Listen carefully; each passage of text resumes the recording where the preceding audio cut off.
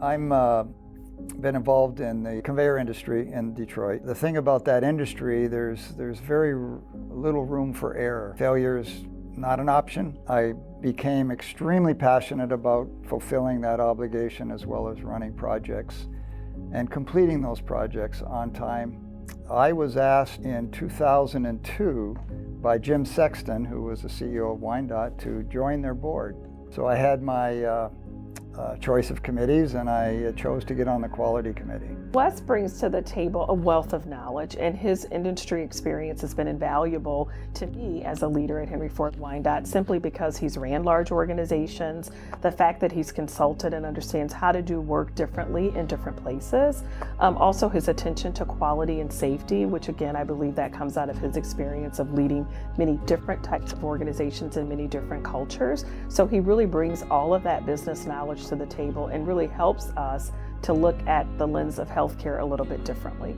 And so this was a way for me, number one, to stay involved, giving back financially and with ever knowledge that I could pass on that they felt was relevant. I have received from the hospital, Wyandotte, and the system so much more in my mind than I've ever contributed to them. I've met so many people, so many great doctors, so many great people that are in the staff position and leadership positions. So my job now is to help my children. We have a daughter and a son, and they're both married. And our job now is to instill in them that they should give back. Wes Paisley is my dad. I think he's deserving of the award because he doesn't want the award. He doesn't recognize what he's done in the community, within his family of friends, within the community for Wyandotte Hospital, within Henry Ford Health System. I think he's tried to make his mark in all of those elements and not looking to have anything back for that. He leads by example. I'm very proud of him, and I think he's been a great role model. I would call Wes a focused, dedicated leader.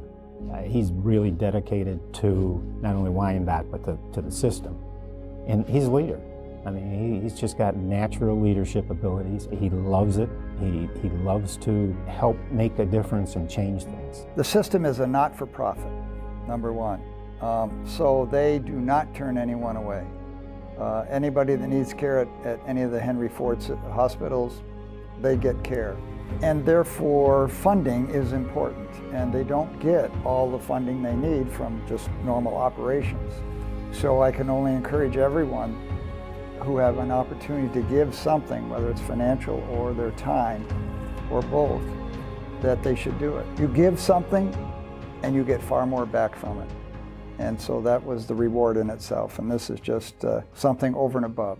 So I'm very happy and pleased. I believe that Wes deserves the Rosie Meyer Volunteer Award because he really exemplifies volunteerism. If you think of a trustee, some people forget that they are volunteers.